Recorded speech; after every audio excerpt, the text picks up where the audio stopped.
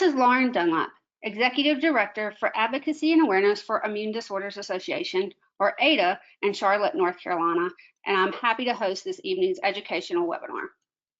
AAIDA's mission is to provide support and advocate for the greater than 25 million Americans living with immune disorders. AAIDA works to promote research and create better awareness for immune disorders. This is AAIDA's third webinar of 12 in 2022, and today I will be joined by professional counselor and horticulture therapist, Bobbie Mabe, who will be discussing the health benefits of horticultural therapy. Bobbie Mabe is a certified horticulture therapist in Charlotte, North Carolina. She is the owner of Growth Through Gardening, a horticulture therapy services company, which she founded based on her background in professional counseling and experience in developing and implementing horticulture therapy programs. Bobbie received her master's degree in professional counseling from Argosy University School in Chicago, Illinois, and certificate in horticulture therapy from the Horticulture Therapy Institute. Bobbie began designing and implementing horticulture therapy programming as a family advocate at Garinger High School in Charlotte, North Carolina. There, she worked to connect students, staff, and community members to nature through the process of organically growing their own food. Bobbie currently holds contracts with various organizations around the Charlotte area, serving clients of all ages through curated experiences in nature. When not in the garden, Bobbie is busy raising two energetic boys and transforming their small city plot through edible landscaping. Thank you so much, Bobbie, for joining us this evening. Ooh, thanks for having me, Lauren, and thank you for everybody else for joining. Like Lauren said earlier, I am used to a more interactive program. I'm usually working face-to-face with people outdoor and garden spaces. So if y'all have any questions during this presentation, please just throw them in the chat. This may be a lot of new information for you. Horticultural therapy tends to be kind of a mysterious beast for most people. So I will hopefully get rid of some of that mystery for you during this chat. But like I said, if you have questions, just let me know and we will cover them during the presentation. But for right now, let me get started. I'm going to tell you a little bit about my business, which is Growth Through Gardening. I started my business about 8 years ago, and my business is really based very simply on getting people reconnected to nature. And that can look different for every client that I have. I am used to working with groups, but I'm happy to work with individuals. But basically, I design programming that is tailored to my client or my client groups so that they can meet their goals. And we'll go more into what horticultural therapy is in this presentation. So what is horticultural therapy? I don't know you all here that are attending. I'm not sure how interactive you are with nature in your lives, but horticultural therapy is basically, this is through the AAIDA, which is the American Horticultural Therapy Association. This is their very specific and clinical description of horticultural therapy. So they actually divide horticultural therapy and therapeutic horticulture into two separate kind of categories. And horticultural therapy is basically what we're going to talk about today, very clinically, but then we're also going to kind of examine that in real life, practical ways. So horticultural therapy obviously is a participation of horticultural activities facilitated by a registered horticultural therapist to achieve specific goals within an established treatment, rehabilitation, or vocational plan. Horticultural therapy is an active process which occurs in the context of an established treatment plan where the process itself is considered the therapeutic activity rather than the end product. So basically what that means is horticultural therapy is typically in a clinical setting. It is led by a registered horticultural therapist, and it addresses three main categories of treatment, and that's rehabilitation, vocation, and mental health. So those would be the three main areas that horticultural therapy is implemented. Horticultural therapy is an integrative therapy. So what that means is it would usually be prescribed in addition to other therapies. So it does not necessarily replace individual talk therapy or CBD or any other type of, CBT, not CBD. I'm still in the garden. Um, I heard that as Hopefully you gave our audience a good chuckle. I won't go into CBD today. Cognitive behavioral therapy, CBT is what I meant to say. But horticultural therapy would be in addition or integrated into the therapeutic experience for clients. And I'll talk more specifically about that in a minute. So that's horticultural therapy as defined by the American Horticultural Therapy Association. They also define therapeutic horticulture. And basically the difference is that therapeutic horticulture can happen in a lot of different settings.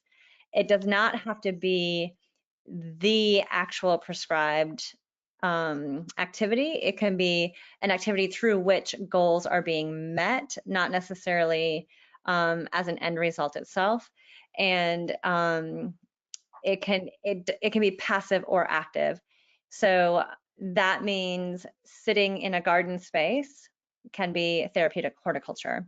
And of course, that can be done on your own. That can be done with a therapist, but that would be an example of a passive involvement with nature. So, clinically and very specifically, horticultural therapy is an active engagement in nature that is led by a horticultural therapist. Do I have any questions on the definition of that? So I'm just kind of checking out the chat box and I don't see anything yet, so I'll move on. But if I see questions, I'm happy to address them. You can use the questions or the chat box, whichever is more engaging with our audience. It doesn't matter. Just feel free to type in and we'll answer them as they come through. Great.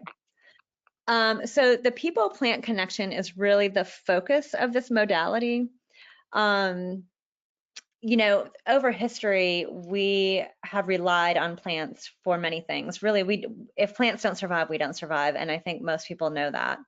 But obviously, we use them for our nutrition. We use them for fibers, for clothing, and other materials. We use them for our medications, and we use them if we're meat eaters. Our meat eats plants. So we really rely on plants for everything. Of course, they clean our air, they give us oxygen. We just rely on them in so many ways. And the basic idea, when you come right down to it for horticultural therapy, is that when we distance ourselves from nature, symptoms of disease are actually exacerbated. So, anxiety, depression, health conditions, all of the things that make us sick become more difficult when we distance ourselves from nature.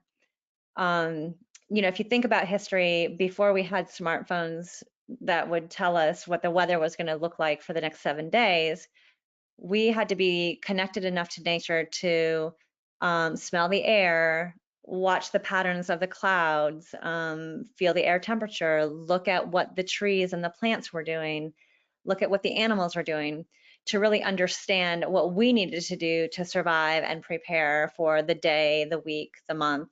And we really, especially since we have so much technology available in our pockets every day, we really have distanced ourselves from that connection with nature.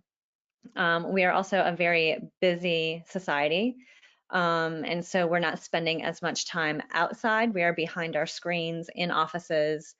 We just really have lost that deep connection with nature due to the speed and the technology that we live in. This is a practice that is a time-proven practice. It has been around for ages. And you can see some examples here. For instance, one of the signers of the Declaration of Independence documented the positive effect of working in the garden on individuals with mental illness. And then in the 40s and the 50s, the rehabilitative care of hospitalized war veterans significantly expanded acceptance of the practice. I will say this is a group of individuals that, because of our history and the conflicts that our people have been in, it has been a group of people that we can capture data from. One of the issues with horticultural therapy is that most of our data is qualitative rather than quantitative. So what that looks like is when we are trying to research the impact of nature on humans, we can ask questions like, how do you feel after your hour outside? And those participants can reply with, I think I feel more relaxed. But then you have other variables. Well, was it the sun shining and the vitamin D that actually, changed that, rather than, there are all these variables. So scientifically, over the years, it's becoming easier to turn that qualitative data into quantitative, but it's just only recently that we're really focused on doing that so that we can turn this into a more accepted and widely valued modality.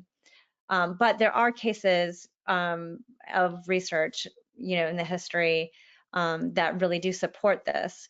I know my experience supports it. I am not a salesperson. So for me, I have to believe and I have to see that it actually works. And I get to do that every day.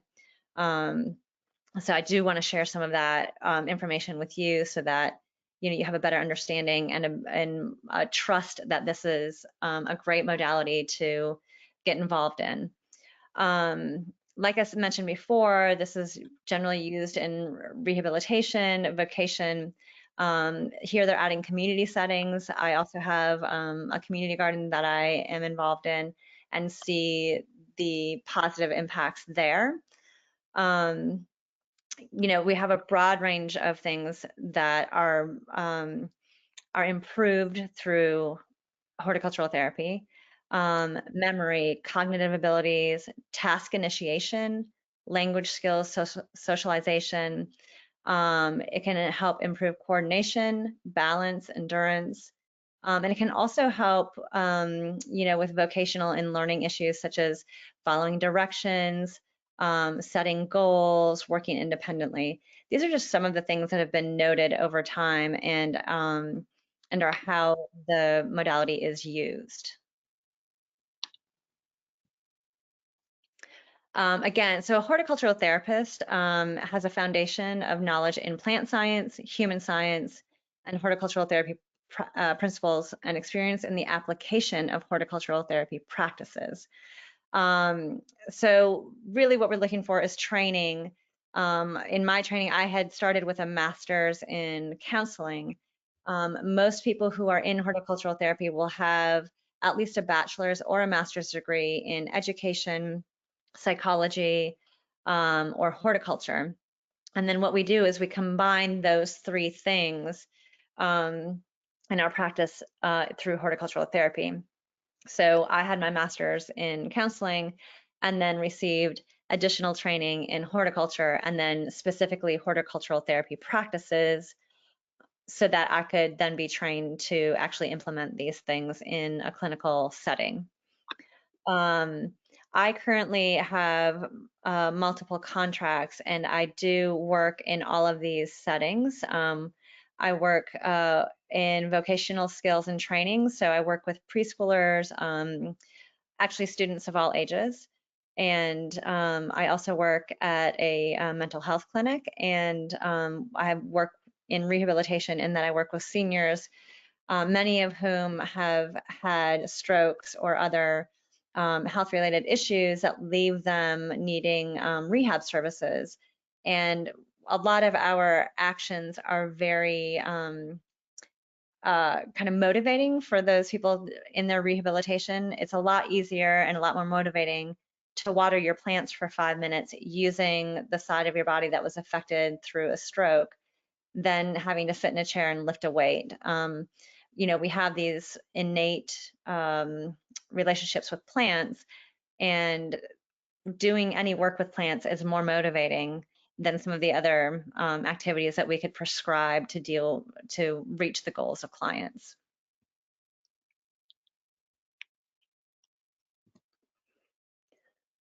This is a great kind of visual of all of the different ways that horticultural therapy can impact your life positively.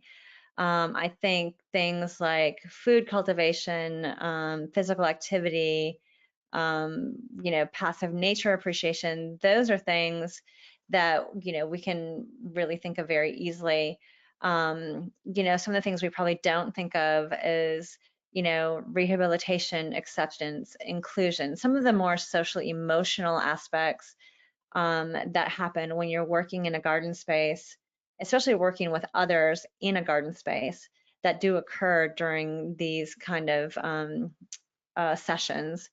There's also, when we have, any sort of clients that are unemployed for whatever reason, there are so many ways to be employed through horticulture that as a horticultural therapist, I'm also invested in offering my clients ideas on how to be employed in a way that increases their health and happiness.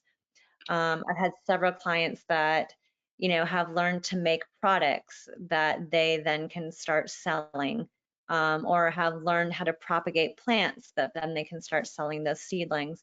So there are various ways to become employed through experiencing horticultural therapy services.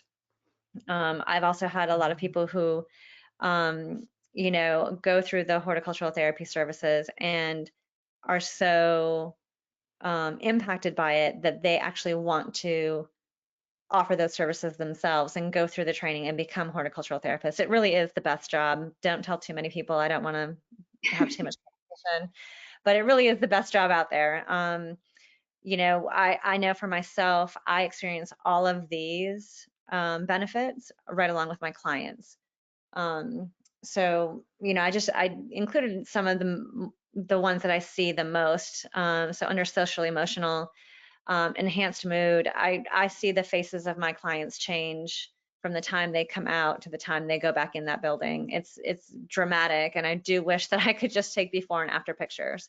But Um, Bobbie, that was something I actually had a question with, since we're kind of being interactive on this particular webinar tonight, is how do you evaluate the progress your clients make in the horticulture therapy line of work that you do? That seems very intuitive, uh, I would guess. So I just wanted to see how you do that, how you evaluate your yeah, clients. so yeah, great. Thank you for that. My clients have specific goals depending on their setting. So for instance, at the preschool that I'm at, their goals are really educational. But what I see happening is the verbalization of knowledge, which is my check on the education that they're receiving in the garden. I also see their faces change. I see them being excited about being in nature. I see kids that, may be dealing with things like ADHD or other, even learning disabilities. It offers them a different place to be successful. So I see them raising their hand. They have answers. It's a different way that they can learn and be successful. I see them interacting with each other. I see them, doing their age-based appropriate kind of interaction. So whether it's imaginative play or sharing or whatever, it is that they're supposed to be doing at that age, they're interacting in a garden space, learning new skills, um, you know, using all of their senses, all of those things. So I can see that happening. But with the younger ones, I also get reports from their family. I've had parents say, oh, so and so, will not eat anything that we have not grown at home. And so now I have to start a garden. And, now I know what's happening. I know these kids have learned. I know that they are wanting to be engaged in nature. I know that they're having conversations with their family about it. We're talking about 4-year-olds who are like, we have to do this. And I know that now their nutrition is going to change. It's just all of these impacts, I get from feedback, both in the space during our session, but then from those people surrounding them after our session. And I would say that's the same as working with the adults in a clinical setting, is that, mostly what I'm doing in that setting is offering a space in their day for a bit of freedom of choice of activity, some relaxation, just because being in nature innately is relaxing. It will lower cortisol and increase serotonin. Um, so I'm looking for that to happen. And again, that for me is reflected in the facial expressions. And I know, for having done it as long as I've done it, that that's what I'm looking for. That's the easiest thing I can see. But then I also get self-reports from clients. I'll get, feedback from their other therapists that they see during the day. So it all is really self-reporting and reporting from others that are involved with that client. But our physicality changes. Everybody knows that. If you can look at somebody and say they're not having a great day. And so, I use that a lot in my work to say, okay, I can see these people, they're more engaged with each other, they're smiling, they're laughing, whatever it is, it's always different after an hour or an hour and a half in nature. Mhm. And it's really, I mean, that sounds very simple, and it is simple, but it's also very powerful when you see it as often as I do. Right, and you're probably engaging folks that don't necessarily like to be out in nature or, that kind of thing. Maybe they just don't particularly care to leave their couch sometimes. So I feel like that would also indicate a sense of growth and as well. Absolutely. And part of the instruction that I would do when we're talking about new skills or skill development, part of the instruction is helping people find their way to engage in nature. So I'm not invested in anybody doing a certain activity or repeating an activity. I'm teaching options. Um, and it is really, really rare to have anybody not find a way to engage in nature, especially when that passive nature appreciation can be sitting outside in the sun or the shade or whatever you prefer, and just taking in all of, the sensory information that surrounds you outside. You're feeling the breeze, you're seeing the sun, you're watching the clouds pass over, whatever that is. That is actually just a huge boost for your well-being and health. So for me, it's been a very rare case when I can't find something to add to somebody's nature repertoire. Great, Um, Bobbie, for explaining that to our audience. yes. So this is just a chart I wanted to share with you, because it does kind of maybe expand our idea of what being in nature and engaging in horticultural therapy or therapeutic horticulture might result in. Physically, it enhances endurance. It really distracts us from pain. I would encourage anybody who, suffers from any sort of chronic pain to actually take note of their pain level and then spend some time in nature, either passively or actively, and then again, note your level of pain. It's an interesting kind of self-assessment to do. And once that's done, it's amazing that if that works for you at all, it's just so accessible. Most of us do have access to the outdoors. So that's a big one. I feel like the distraction from pain is really kind of across the board, a very powerful aspect of horticultural therapy or engaging in nature.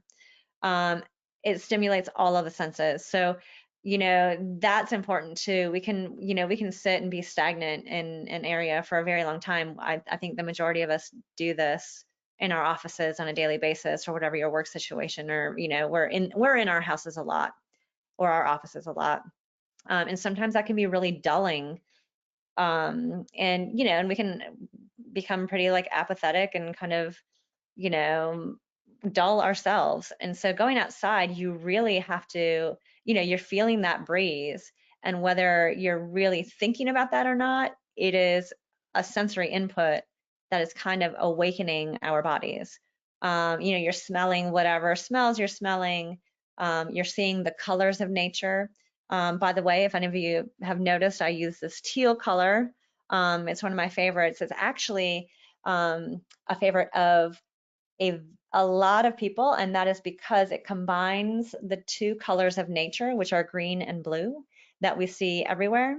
And this is the combination of those, and those things, those colors actually even impact our stress level. So they lower our stress level and increase our happy hormone, which is serotonin. Just If you think just looking at it, right, Bobbie? just looking at it, those colors are really soothing to us. Um, because if you look at nature, you see greens and blues. You see the sky is blue, the trees are green, the grass is green, the water's blue.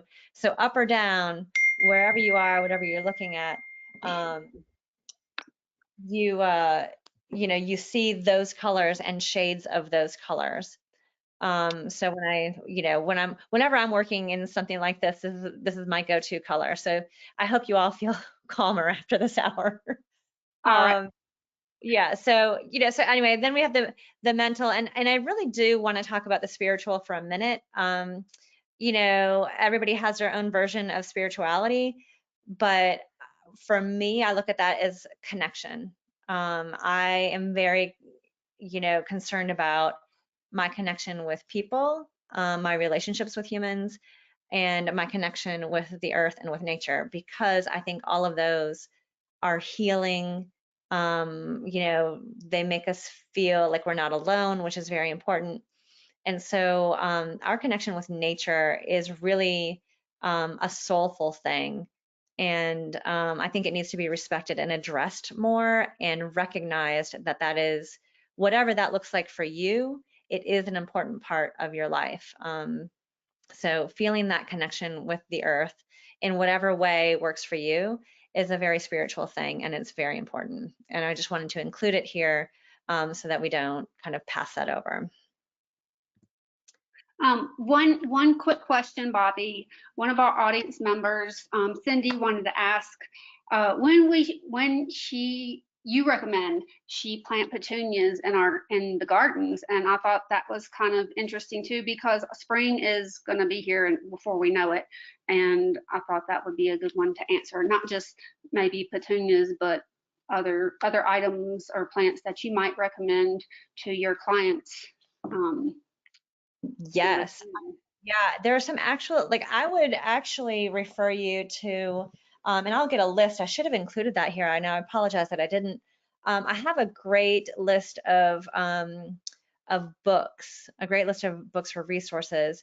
There are so many books out there that will help you, and I love to have those things on hand. For instance, I focus a lot on vegetables and edible flowers.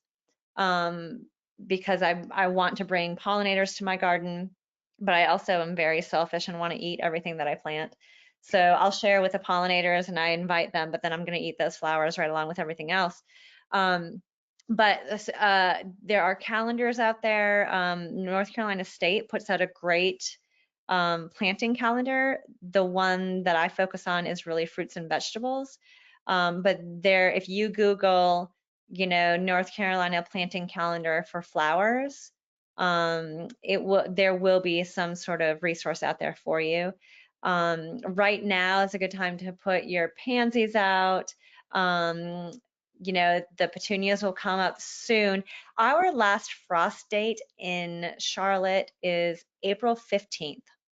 And what that means is by April 21st, so a week after April 15th, we are safe to put out all of our spring flowers and vegetables because we will not have a hard frost after April 21st.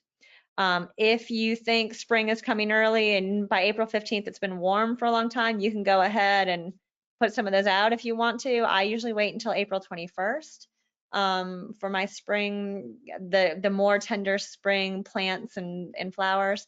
By May 1st, you are good to put all of your tender things out. So if you have flowers you want to put out, if you want, tomatoes, any sort of tender kind of summery plants, May 1st is your date to do that. But And right I, now, yeah, mhm. I just finished putting in the some pansies this last week. So I was actually a little late. Go ahead. I can send the resource that you were referencing, Bobbie. I can email that to our listeners as well that are on the line tonight. And I Okay. will reiterate that Bobbie was referring to the Charlotte metro area, since our listeners are from all over the country. I saw one of them is pretty far away. And so, what would you Yeah. recommend So using? right. So a couple of key things. I think you can find all of this information really easily online. A couple Hmm. of things you need to know wherever you live. You need to look up your first and last frost dates. So like I said, our last frost date in Charlotte is April 15th. Our first frost date is November 15th. So what that means is by beginning of November, I'm going to have all of my summer plants kind of pulled out because they're not going to tolerate a frost. And before that, I kind of want all of my late fall plants in. Now, wherever you are, there will be information on your frost dates. And so to begin planting, you want to know your last frost date. That means the last time we're going to have a frost, and then you can start putting your things out. Your kind of like early spring items can go out. For instance, if you live in San Diego, they have no frost date. If you put a tomato in San Diego in June, that tomato will likely just keep living. Here they're annuals, but they're more like perennials because they don't have a frost. So you want to find out your local frost dates. And then after that, you kind of want to look maybe at your extension agency. They'll have a website or they'll have collaborated maybe with a college, and they will put out a planting calendar. So again, if you Google with keywords saying, flower planting calendar for, whatever, Salt Lake City, wherever it is you are, there will be resources that pop up. I hate to keep saying it, but Amazon is like one of my best friends because I just get everything from Amazon. So you could do a search. Like I said, I really love to have books. Um, I tote those around with me, and so I just love to have those. Are great resources. And I just think they're beautiful. By the way, just looking at pictures of plants increases our health as well. So it lowers our stress and increases our happiness. And Um, yeah, I do remember reading that there's been plenty of studies, scientific studies that say just looking at trees, pictures of trees is yeah. just does wonderful things for the mind and the body too. I always recommend in the winter to go ahead and thumb through any sort of seed catalogs or nature-based magazines or anything like that, um, that during the winter, because it's a great way to instill hope and excitement about the spring coming, but it's also really going to like lower that cortisol level just by looking at those pictures. Sure. Again, I just wanted to go through kind of the physical benefits. One of the things I really want to tell you is that if anybody, I know I always have to manage my weight. I want to stay healthy. I have two boys. I want to keep up with them and all of that. I also like to eat all my veg and sometimes some non-veg items. And so I want to let you know that gardening actually burns half as many calories as running for the same time. So that means if you're gardening for an hour, you'll burn half as many calories as running for an hour, which I think is a pretty big impact considering how much more enjoyable gardening is. I'm I, sorry, I'm I a love runner that too. Tell statistic. you I what. love that statistic. Yeah. Yeah, I mean, I'm a runner too, and I'll tell you, I'd much rather spend my time in the garden, and I love that I can go ahead and tell myself that that is just fine because it's going to work. And vitamin D is huge for us right now. I mean, we slather ourselves with sunscreen, which is needed because of our current climate situation, but it does block our vitamin D absorption as well. So, if you don't spend much time outside, take a half an hour without sunscreen and then go ahead and apply it. But getting outside more will increase your absorption of vitamin D, which does help fight against depression. Low vitamin D really will increase symptoms of depression. All right. Cognitively, I can't express enough what it does for our brains to be in nature. Um, Everything from language skills to creativity, increasing memory. This is a really big one, you guys. I know as I get older, I will get to a room and forget why I went there. So this is a naturally occurring thing. That's what my doctor says. I'm going to go ahead and believe it. But as we get older, our memories aren't as sharp. Being in nature really does increase our memory capacity and keeps us sharp. We have to pay attention to what's going on around us in nature, and there's a lot to pay attention to. So our memory is positively impacted by being in nature. And of course, we just talked about some kind of plant knowledge. So the more you interact in nature, the more you're going to learn about how plants live and grow and all of those things. And your experience in nature is going to help you know more. Every season you're going to know more and more about plants and nature. And so pretty soon you'll be one of, the gardeners who just knows how to do things because you've done it so long. And it's like, well, second nature to you. There is also bacteria that is helpful in the garden that does reduce cortisol, which is the stress hormone, and increases serotonin, which is the happy hormone. Oops, sorry about that. I'm just moving backwards here. Sorry, hold on. I spend my time with my hands in the soil, not necessarily on the computer. This is just a list of the top 10. These are really classic uses for horticultural therapy, and they're the ones that we have kind of captive subjects for. So if you think about Alzheimer's disease and other cognitive memory or memory disorders, these are the clients that are typically in a continued care retirement facility, things like that, that we can really kind of watch and document changes and impacts of horticultural therapy. But you can see that these are really important things to address, and they are done very well through horticultural therapy. This is just some more great research that I found. So exposure to forests can boost our immune system. So what happens is the trees give off chemicals, and as we breathe that in, it actually improves our immune system. And they found that 3 days and 2 nights in forest bathing, which is basically just being in a forest, that it actually the impact lasted for more than 30 days. I think that's a really important note to make because it's so powerful that it's lasting up to a month. So 3 days in nature has a tenfold impact.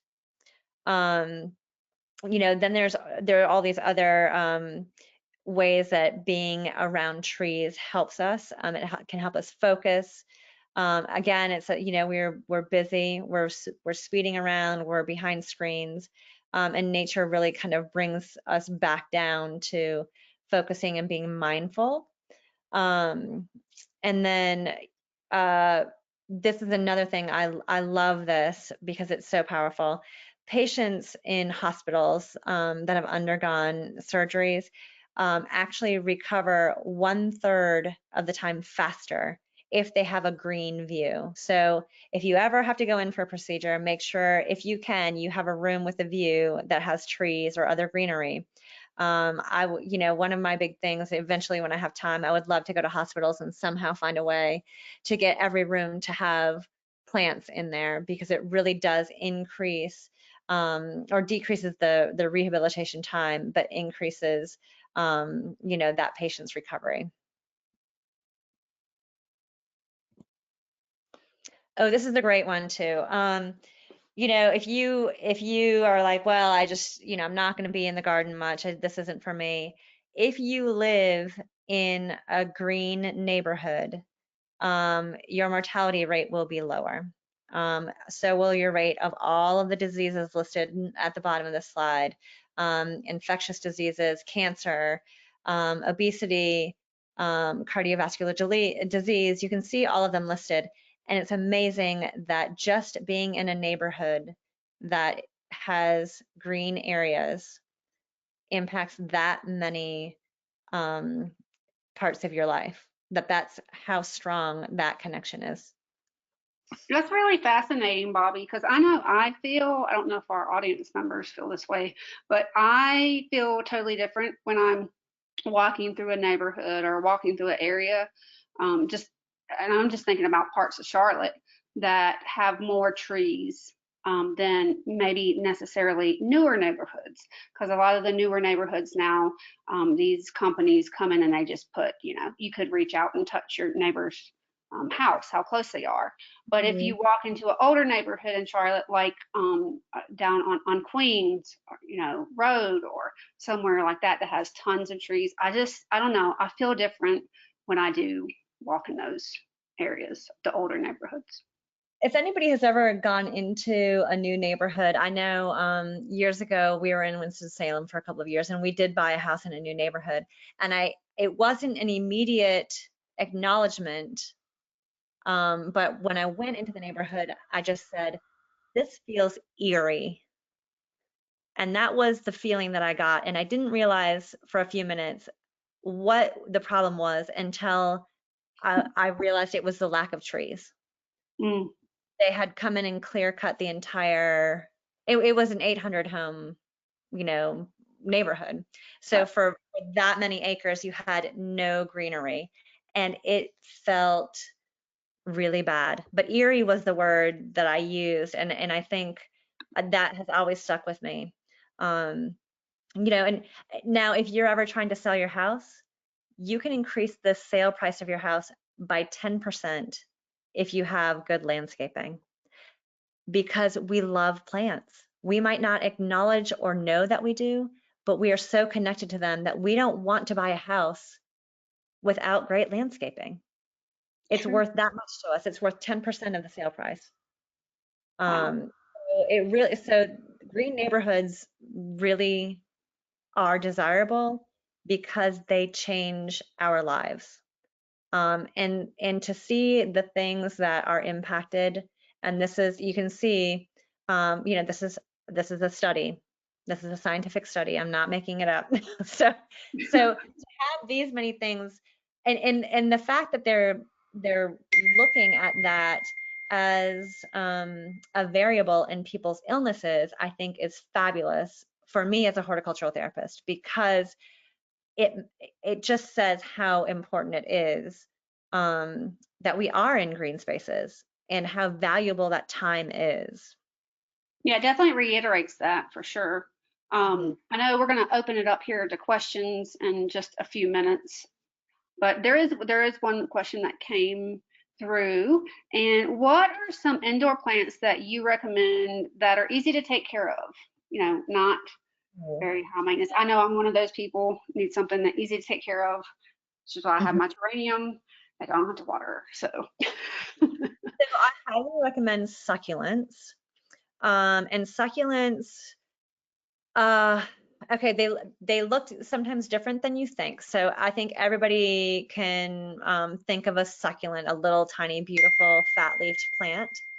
And those are great. And they're great because they really thrive under neglect.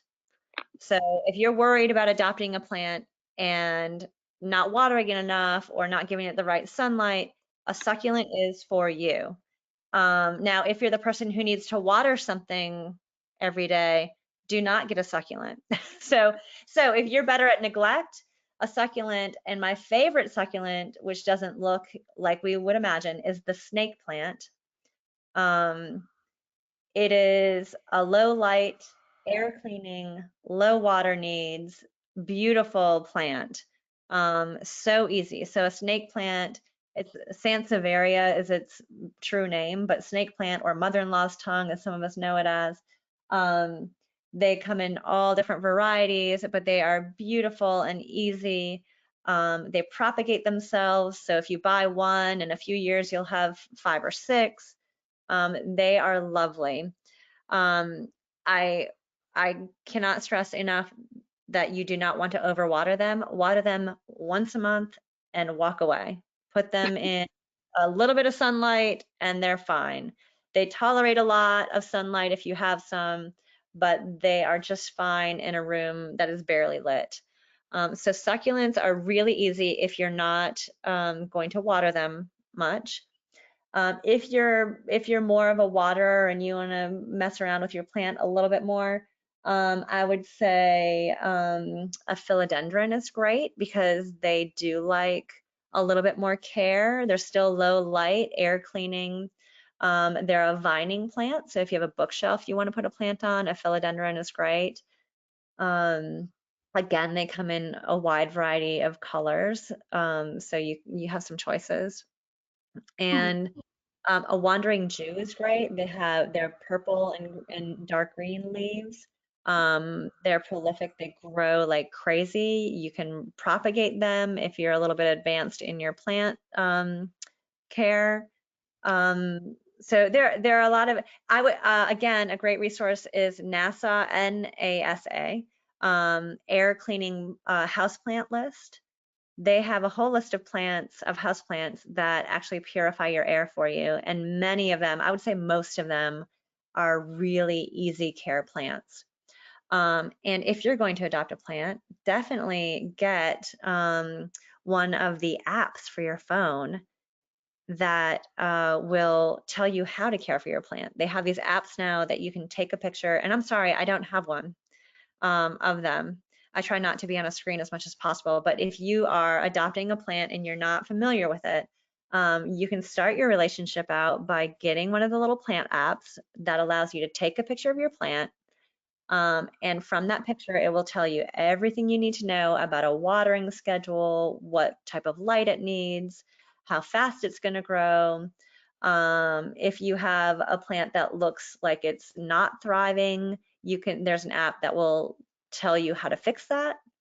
So there are a lot of ways through technology to have better relationships with your plants. There's an app for everything, Bobbie. I'm telling you. I know, and I'm so sorry. I am not a screen fan, and so I miss out on a lot of this. But this is a great thing about working in gardens with people. I have so many of my clients that tell me about these things that I learn from them, and I'm really appreciative of it. So now I can tell you all. You all knew that probably before I did. You all probably have the apps. Yeah. So is that answer Yes, that question thank a you. little Thank bit? you for answering that very thoroughly and all those recommendations. We have about 10 minutes left in our webinar, and I'm going to let you. This slide seems very intriguing to me just from the title of it. So I'll let you explain that with the multivitamin. I'm sure that can Yeah. benefit everyone. Well, I really wanted, Lauren, I really thought of this I thought of you when I saw this because it speaks to our immune systems. And the basic, thought from this research is that there are so many things happening in nature that improve our immune systems that we can't even pick out one or two or three things. There are so many things out there that increase the health and strength of our immune systems. Um, and this author of this study basically went through and read all of these other studies and kind of gathered that research together. And one of the big picture items is that exposure to nature switches the body into rest and digest mode. I don't spend when I'm in the garden, I am rest and digest. I am not stressed. Even though I'm working, it is a very pleasant experience. I am not in my fight or flight mode. And I think as humans, we spend a lot of time in the fight or flight kind of, anxiety mode. And that really negatively impacts our immune systems. So I really loved this little kind of tidbit of the fact that exposure to nature switches the body into rest and digest mode. And so if there's no other takeaway from today, and the health that we can gain and restore through interaction with nature, and specifically horticultural therapy, that would be what I would love for everybody to take away, is that it's just this big picture kind of health mode that you go into when you're in a nature space. Well, I know depending on the time of year, you have seen me rest and digest, like snacking in the garden. If I'm in the garden, one for me, one for that. And that goes for picking blueberries too at my mom's blueberry farm. So I know that is one of the most relaxing activities. And I thought it was just me for a long time, but my mom gets a lot out of it, how it relaxes her and her mind and her body. And then I realized here a while back how beneficial it is for a person in general. It's beneficial for everybody. So Yeah, and I think, for me, horticultural therapy can be a very individual experience, but because I work with groups, I do see that we're all connected in that need for nature as well. So, that can be a social connection for us as well, as that, we're reconnecting to nature, but also feeling some sort of community with others, because we all do need that connection. mm, Recently I had a client who was like, okay, we were weeding. That was the activity for the day. We were weeding and talking about the, mental health benefits of that. And the client was like, I don't really like getting my hands dirty, but I think I can do this for about 10 minutes. And that client did it for 10 minutes and said, I'm really happy with what I did. This looks great. So they felt the success, they set a goal, felt successful in reaching that goal, and then said, you know what? I think I'm going to read my book in the sunshine. And I was thrilled for that person to find all of these ways to be connected to nature while gaining, kind of moving toward their personal goals. And the other clients were like, well, that sounds fabulous. And so then they, and it was great. It was like, an outdoor kind of book club, and it was fabulous. And everybody was so relaxed and happy when they went back to their day. So it can be this kind of social thing, but everybody, I think when you're in nature with others, you realize you're not alone in needing that connection either. yes, thank you, Bobbie, for kind of breaking that down for us. We do have a couple more minutes, so if you have any questions, just send them on through. um, I'm glad you have this little list too that you just utilize pop up. I did have a question, Bobbie, that I thought of since we have a couple more minutes, is if someone isn't familiar with horticulture therapy, or they're not privileged enough to live in Charlotte metro area and be able to, phone you for some of these services that you offer, how or what is the best way for someone to get involved or learn around how they can get involved in horticulture therapy or something that's near them? That's a great question. And I will say, one of the reasons I was so grateful that you asked me to do this is because there's not a lot of familiarity with this modality. I would say in Charlotte, we have one location that has horticultural therapy as a mainstay in their clinical services. It's pretty classic in retirement centers, and it's becoming more, utilized in schools from preschool to high schools. But we do have a gap for services of just adults who want to be engaged in this type of, therapeutic kind of service. So it's a great question. I wish I had a better answer for you. I think again, I'm the only one offering these type of services in Charlotte in this way. So as a contractor, I have the flexibility of, if I have somebody who really wants to do a nature-based birthday party for their child, I can do that. I know how to do that. And I have the time to do it. And that's how my business is set up. But unless you are affiliated or, live in a place that offers these services, it can be really hard to find. Um, and that is one of the reasons I really wanted to end on this slide of what you can do at home. I think you can reach out to local master gardeners for really horticultural based programming. Horticultural therapy is just very specific. And I'm hoping that as I train people through my business, that we can expand to cover more areas. And I really would love, for more people too. I know I made a joke earlier that I don't, I don't want to lose my job, but there's so much work to be done in this area that I really feel that the more trained clinicians we can get, the better, because these services are so important. And so I wish I had a better answer for you about the Charlotte area. I know certain areas, like I think Asheville has a lot of horticultural therapy accessibility.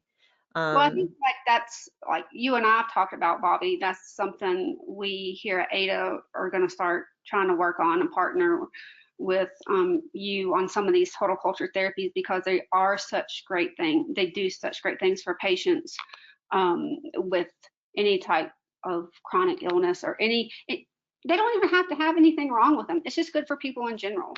So that's something that we wanted to incorporate here with our patients and community that we serve with AAIDA.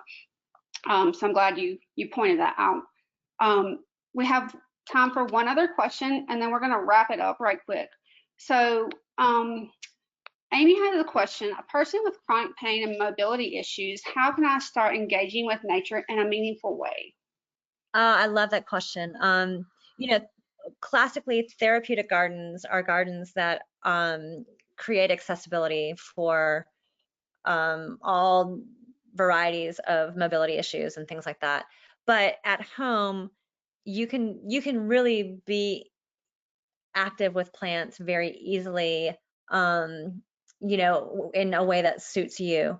I also, my favorite thing to say is there has to be an ROI. There's got to be a return on investment. So if you love flowers, you can just bring flowers in and do arrangements for yourself, and that is a beautiful way to interact with plants. So creating your own floral arrangements is wonderful. It's going to improve your mood. You're going to be so proud of yourself for creating these beautiful things. And it's something you can gift. It's a really great skill to have, and it's really quite easy. So if that's where your return on investment lies, do that. If you love food like I do, you might want to get in a little arrow garden and start growing your own herbs, so that you can use those when you cook. Herbs will reduce your chance of heart disease by 47% by putting a tablespoon of fresh herbs in your diet every day. So that's a huge return on investment, especially if you love to eat fresh food. Growing your own food is huge. That's a great therapeutic way to interact with nature. If you love succulents, get anything that makes you happy. So kind of think about some of the goals you might be able to meet through those plants and find initially the easiest way to enter that. Um, Again, I'll send out, I have, if you're into cooking and food like I am, there's this great book called Indoor Kitchen Gardens. And man, they have great activities for beginners to the advanced gardeners that you can do indoors. So if you have chronic pain and you can't stand for very long, these things are just kind of happening in your kitchen and you interact with them. And then at the end of the day, you have, some great food. Um, That's a great question too, because the clients that you work with aren't always mobile, whether that could be children or, older, it could be anybody. So I really like that question, and I was totally forgot about it too. Um, I'm sorry, did you want to add anything, Bobbie, to that? No, the only thing I would add is, make sure that you are practicing self-care when you're in garden spaces. So if you need, to have a stool with you to sit on while you garden, or you need other tools to help you do that, there are answers out there. So think about where you're, physically comfortable and how that looks, and then just make sure you're practicing self-care and have those tools with you.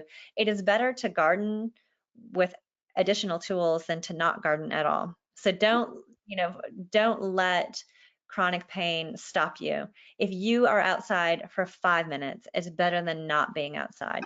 So maybe address your goals as well, and have them be really reasonable. There's no reason to fail in nature. Sure. Well, thank you, Bobbie, for that. And I know we ran over a couple of minutes. I want to answer this last question really quickly before we wrap up. And you can, if I miss anything, Bobbie, just interject here. So I'm a retired teacher. How can I get trained to become a horticultural therapist? I think you would, and I don't, again, Bobbie, jump in here if I'm wrong. You would go to look this information up on the Horticulture Therapy Institute website. Is that correct? Yes. Mm-hmm. And I believe since COVID began, they have started offering all of their training online, which is great. They are based in Colorado.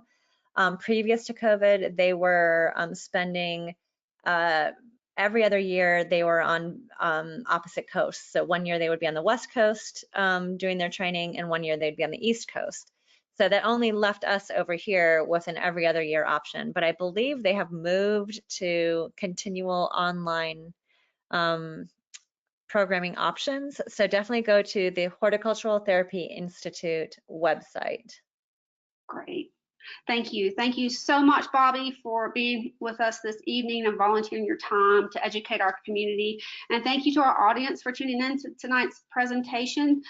Please don't forget to register for our next upcoming webinar on March the 1st with nurse practitioner Archie Sims. It's going to be around what to know, when to go, in reference to when you should go to urgent care versus the emergency room or emergency department. And do please take a few moments to fill out our quick survey after the conclusion of this evening's webinar to help us better serve our community. And if you enjoyed tonight's presentation, please consider making a tax-deductible donation to AAIDA on our website at www.godoaida.org. This is Lauren Dunlap for Advocacy and Awareness for Immune Disorders Association, and we hope you have a fantastic evening. Thanks so much.